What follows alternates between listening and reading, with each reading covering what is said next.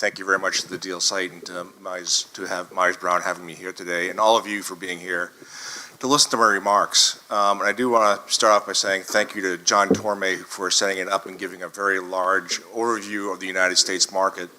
And I'll take this more as a standpoint of what we're doing as elemental power and how we're going after the opportunity that John has highlighted in his previous presentation.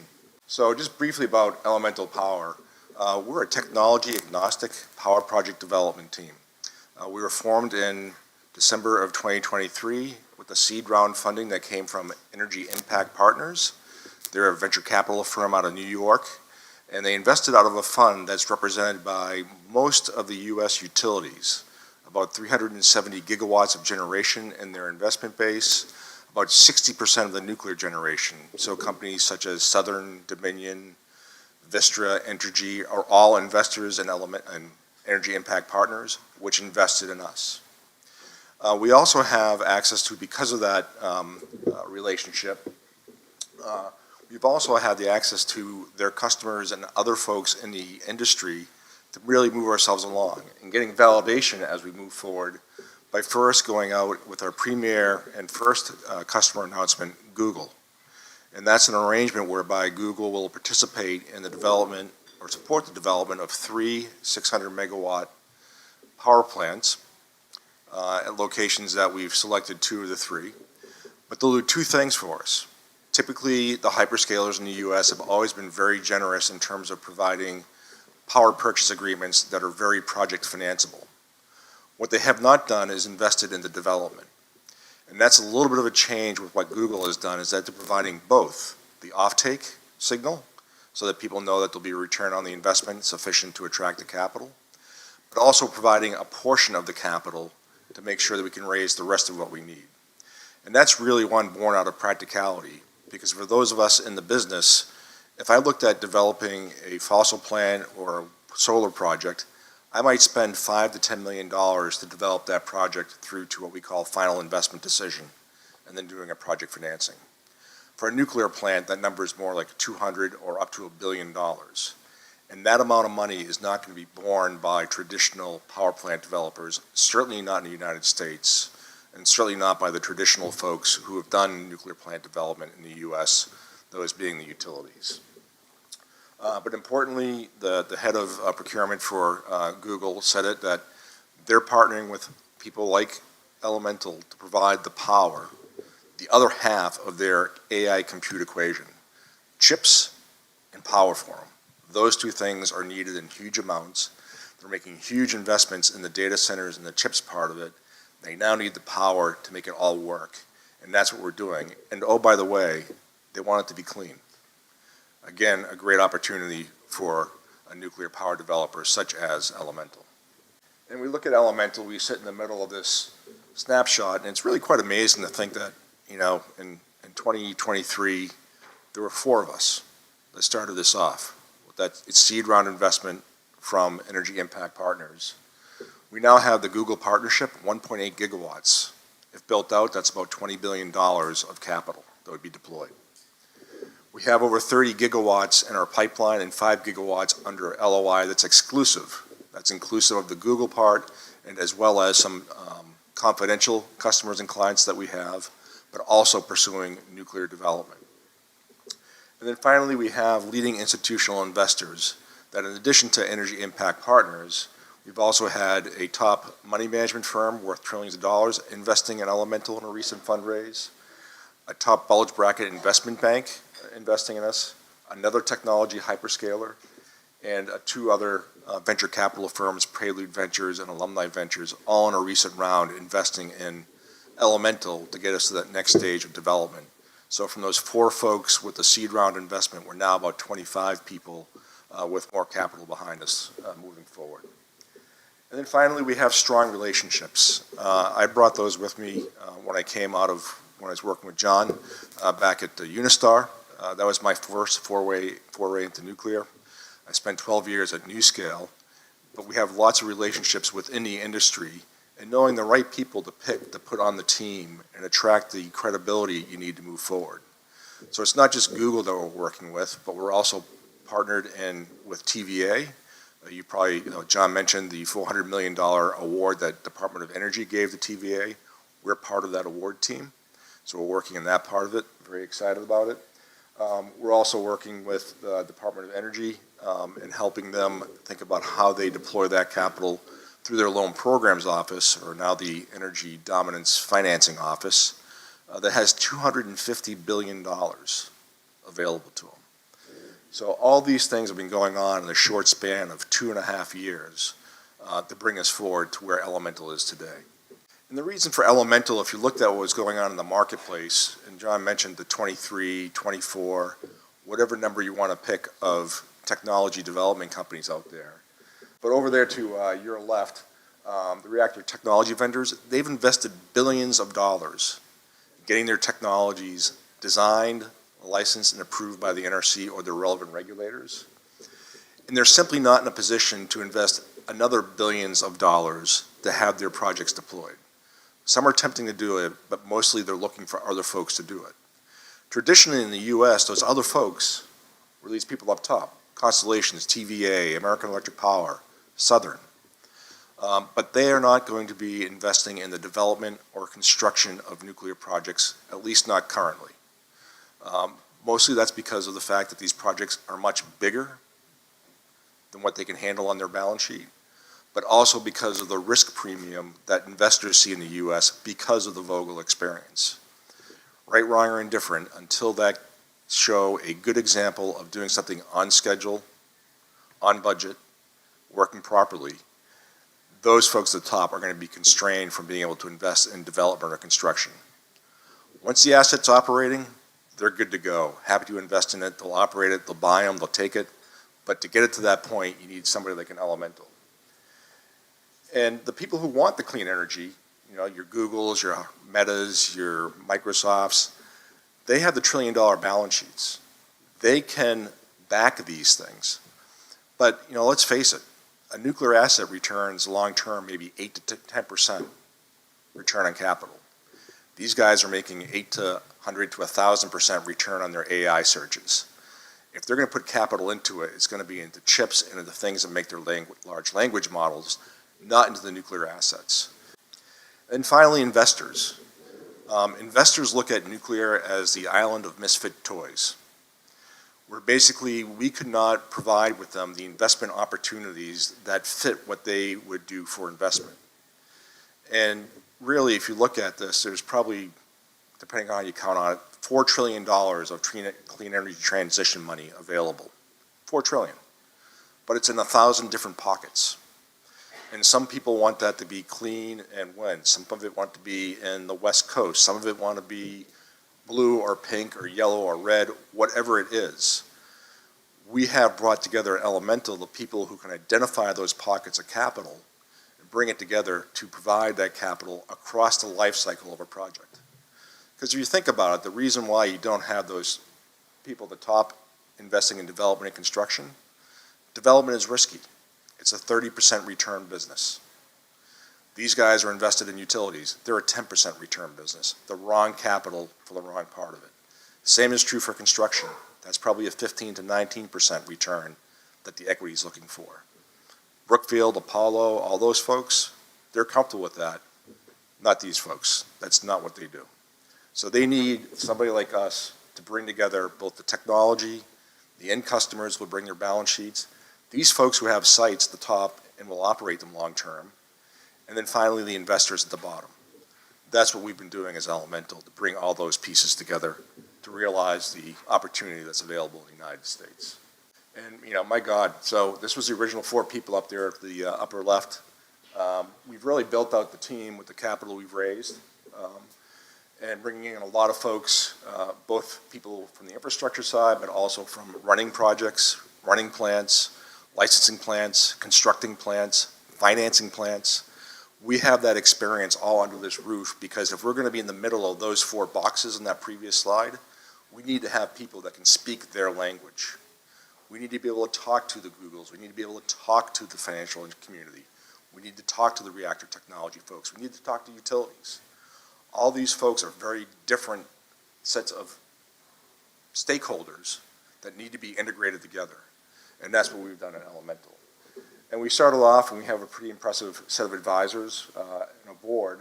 One I'll call out, our independent director is Sheldon Kimber. He's head of Intersect Power. They're a renewable power plant developer. They were just bought out by Google for $4.75 billion. So in terms of somebody who started off a business that's very much like ours, but later stage, he's been very influential in helping us shape our path forward to make sure that we take advantage of what he's learned and his company has learned to bring what's happened in renewables, bring it to nuclear. Get the scaling, get the capital, get megawatts in the ground. Just basically, we've been all over the place. It's, in some ways, nuclear is a large industry, right? If you just look at Vogtle, for example, 30,000 people went through that site. 30,000. They only needed 5,000 or 6,000, but 30,000 people went through it. But we have a pretty large experience base across plants, operations in the U.S., overseas, AP1000, smalls, reactors, myself, that we're looking to take all that, apply it to nuclear, and make it routine. Make it a process. Make it something that's repeatable and deliverable across it, so that when we come out and we have our first projects, they're successful, on schedule, on budget, no surprises, and build out, not just by ourselves, but by others as well, the rest of the nuclear ecosystem. These are other things that we've done in the licensing and capital formation. Regulatory, we have the former executive director of operations for the Nuclear Regulatory Commission, Marilla Grabilish, who's joined our firm. She knows how the NRC works and how they can get from a 4-year to a 3-year to a 2-year review cycle. And while other people, when they first heard the NRC talk about an 18-month review cycle for TerraPower, they laughed. Not Marilla, she goes, no, that is absolutely doable and achievable if you do the application properly. TerraPower did, they got an 18-month review. So there are ways of being successful in this marketplace that people, because all they see or hear about are the failures, they fail to see the successes and how you can be successful in this business. And as well across just the operations.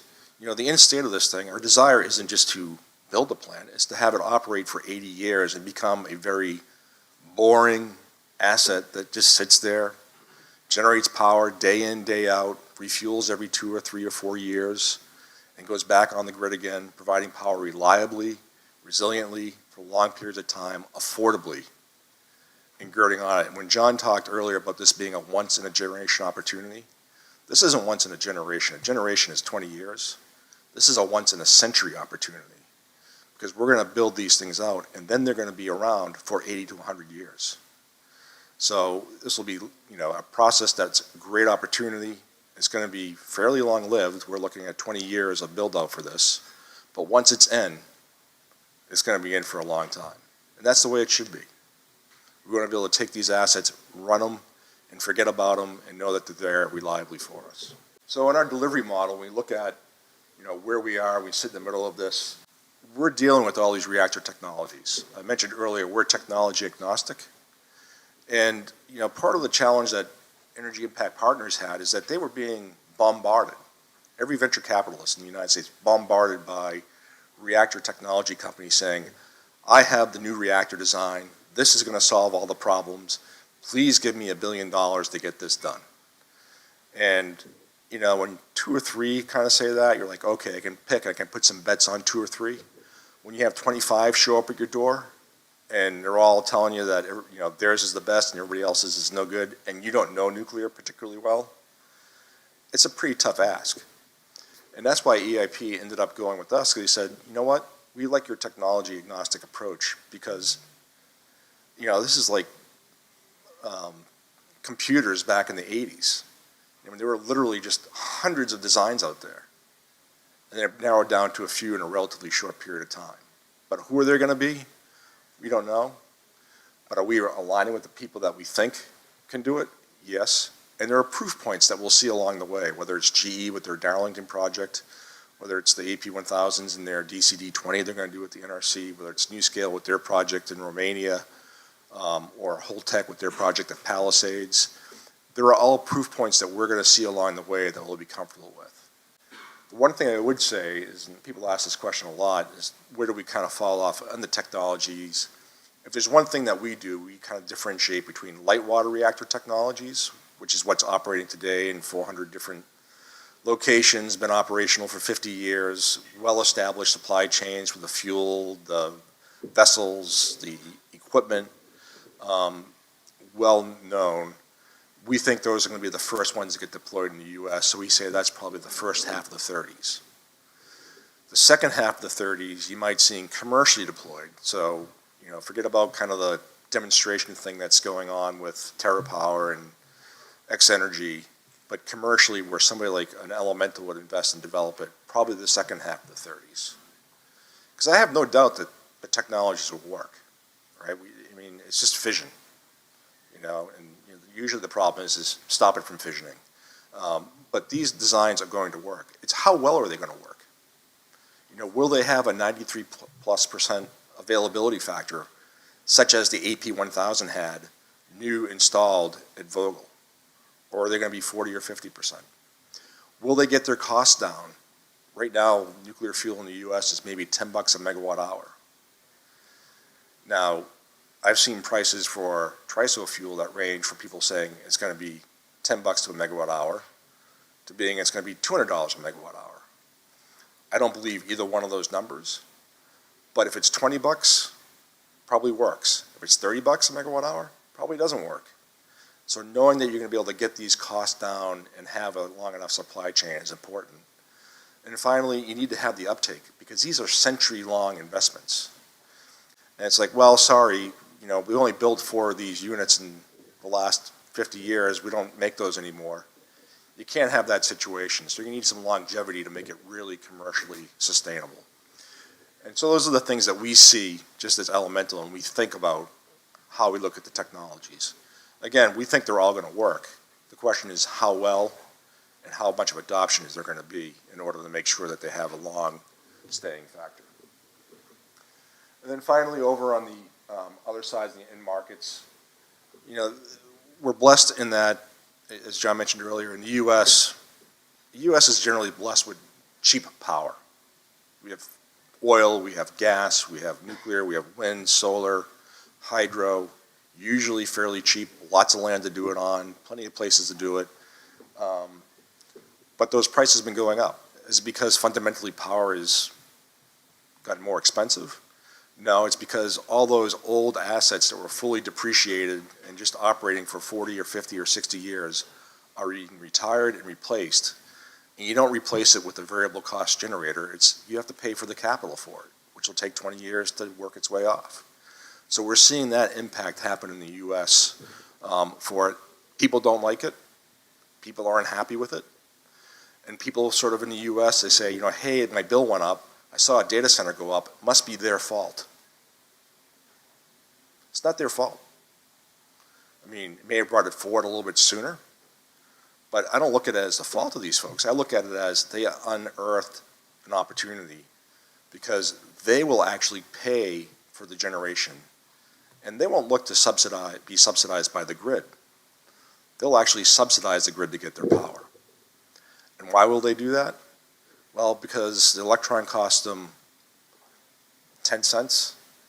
The data search or the AI result that they give you creates $100 of revenue. It's that stark in terms of what they get out of the power that's provided to them, that they can provide that additional good and service to the community. Structuring it is a challenge, don't get me wrong. It doesn't happen overnight, it's not easy, but they're all working on that for us. And we're seeing that being driven. And then finally, you do have the government involved in these things. And John mentioned that in spades with what the government's done with sites, AIs, data centers, co-location of nuclear, the U.S. and Korea Trade and Investment Agreement, or the U.S. and Japan Trade and Investment Agreement. Both of those have large slugs of money dedicated to nuclear, on top of the $250 billion that the government already has at the Energy Dominance Financing Office. So lots of capital available from the government to support this. And going back to the ITC, the investment tax credit, if you can get 50% off the cost of the new plant, that's basically buy one, get one free. That is not going to come around again. So again, this isn't once in a generation, this is once in a century kind of opportunity that we're seeing all these things come together at one time. And we'll work flexibly with people. One of the biggest challenges is, in the US, we have literally hundreds, if not thousands, of utilities.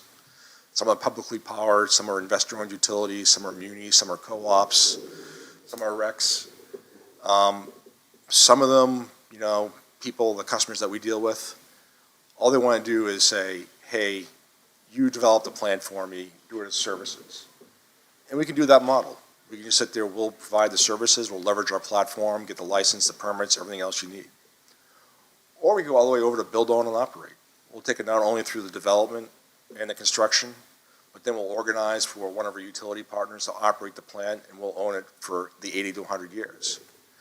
And let's be honest, there are some people who want the nuclear power, but they don't want to own it. Certainly Google, Meta, Amazon, those folks don't want to own it. They just want the attribute of clean energy.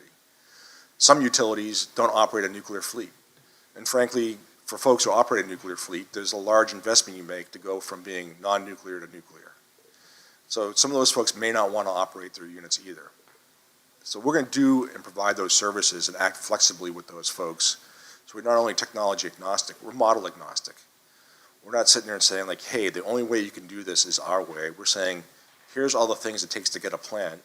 What of these things do you want to do? We'll do the rest.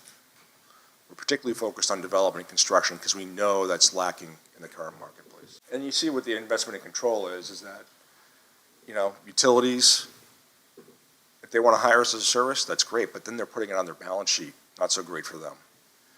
We're doing a build, own, operate, or build, own, transfer. In either of those situations, we're taking the risk on our balance sheet through the development and construction phase. And then operational, when these things are going to operate very well, they can take them over at that time. And that's appropriate for them. And this very simple picture is really a derivation of literally thousands of things we've done in terms of how do I get the various pieces and pots of money into a project for a nuclear plant. And what we have is sort of three levels of financing. You can have it at the elemental level, which generally we're financing our corporate G&A and the people and the skills that are needed to develop and construct and oversee their construction. We have a holdco JV, which could be a portfolio vehicle for a number of projects. So if you look at the Google projects, those sit very nicely into a holdco structure where you can have those three projects being developed jointly because it's all for the same customer at the end of the day. And then we can have project SPVs where typically once we get into construction or we hit FID, that's where we'll see SPV level financing coming in from DOE, EDFO, or from construction equity. But we're going to be raising money at all three of these levels. And these levels have different attributes to them, and they have different types of investors in them. As I mentioned before, Topco, Elemental, the company that my W-2 has on it, backed by primarily venture capital, risky money. This middle layer is going to be sort of infrastructure funds. And then the bottom layer is going to be, DOE and more infrastructure funds or maybe sovereign wealth funds. So we're realizing that there's different structure, has different access to different pools of capital and acknowledging it up front. Unfortunately, if you go out to somebody and say, hey, I want you to give me $5 billion to build a plant starting today, I have to do development, construction, and operation, they can't process it. We like to think of investors as sophisticated. They're sophisticated in their very narrow sector of what they're specialized in. But the minute you ask them to go outside of what they do, it becomes very difficult for them. So in making this structure here, we've simplified it for them and saying, Topco, tens of millions of dollars. Holdco, hundreds of millions of dollars. Project companies, billions of dollars, if not tens of billions of dollars. Different structures, different pools of capital, but fit together in a way that we can explain to people that they understand how we get it from start to finish. And then the last question that people always ask is, how long does this take? Well, it's not as quick as we would like. If we look at the development, it's usually 2 to 4 years to get to an FID, final investment decision. We're doing all those things at the top. Construction, depending upon what you're doing, and if it's a first of a kind or an nth of a kind, could be 3 to 6 years, going from an SMR to an AP1000 nth of a kind. But then it's operating for 80 years. Our goal is to, over time, is to get those periods shrunk down. So instead of being, 10 years total from start to finish, you're more in the 5 to 6 years total. And if you're in that timeline, you're typically in the planning horizon for other types of technology. Sometimes if you show up and say to somebody like, hey, I can't get you powered for 10 years, that's outside their planning window. You're not even in the game. They only think 5 years ahead or 6 years ahead. So we're going to bring that window down and make it much shorter for them. And we have an opportunity to raise capital during all this part and to return the capital during this part. We typically have a development and flip model where at FID, all that capital that went into development can come back to the company at those fees or at commercial operation. And while those are high returns, they're on a relatively small portion of the dollars. So if you spend $300 to $500 million developing a project and you get a 3 to 5x return on it, that's a great return. But if the overall project is $10 billion, it can bear that kind of return. And that's what we've proven and demonstrated to Google when we signed our deal with them, is how that all works and hangs together. On our model, very typical for Elemental as a development firm, we'll have all the resources that are specialists, know what we're doing, manage people, pre-lean organization, what we call the Elemental PMO Hub. And they'll create standard practices, procedures, tools that people take and use at every project, whether it's financing, permitting, licensing, getting a permit, how do you negotiate the land option, how do you get the right-of-way. All those things will be standardized and then applied across it so we get that learning. And we're also going to enable it with AI. Now, I'll be honest with you, I was an electrical engineer, computer science major out of MIT, and every 10 years there's a new IT boom.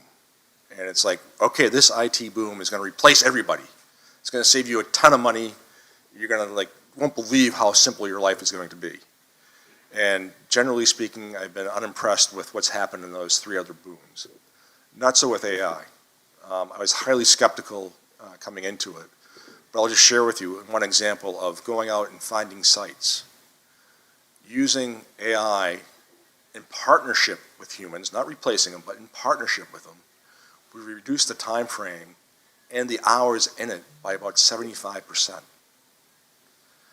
If we're able to do that in the licensing and the other parts of it, where again, there's a lot of people, but a lot of repetition and a lot of rote stuff, we're going to be able to reduce that in those sectors as well. So we'll see that leveraging come across. So, in this case, after 40 years postgraduate, I'm finally feeling like, wow, I'm seeing something really revolutionary with this artificial intelligence, what it can do, and seeing the results with my own eyes of what we're doing in our company. John hit this already. I have a lot fewer slides than John had, so this is good that John gave you a lot of background on it. But just looking at the growth, capacity growth, 1,200 to 2,800 gigawatts, 2x growth. The nuclear side, the U.S. government wants to go to 100 to 400, 4x growth. That represents in just nuclear $3 trillion of investment. About 15% of that would go to the developer, representing about $450 billion of a market size, if you were to capture the whole thing. We're not looking to capture the whole thing, the 300 gigawatts there. We have 30 gigawatts in the pipeline. We have 5 gigawatts under exclusivity. And, honestly, when we're talking to some of the investors, are like, with all these, you generally go to hear a story from somebody, and it's everything has to go right in order for you to be successful. But with nuclear, you just need one of these to come through, and you'll succeed. Because that first one will unlock the next ones after that. But even on just one project, we make a return for folks, because we're the first ones there. So, we think we're in a great spot in the market. I'd like to say that we were totally prescient and we understood where ChatGPT was going to go and everything else. We weren't. We believed in nuclear. We knew that in order to get to a decarbonized, reliable baseload grid, you needed nuclear.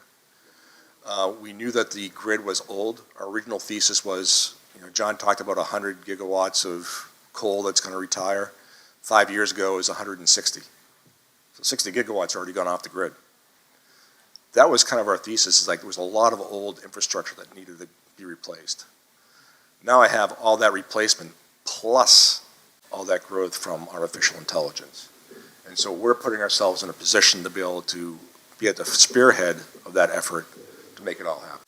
So with that, that's my remarks. I appreciate your time and forbearance. I appreciate John for doing a great job of setting me up with explaining the market. And I look forward to any questions when we do our panel a little bit later on. So thank you very much.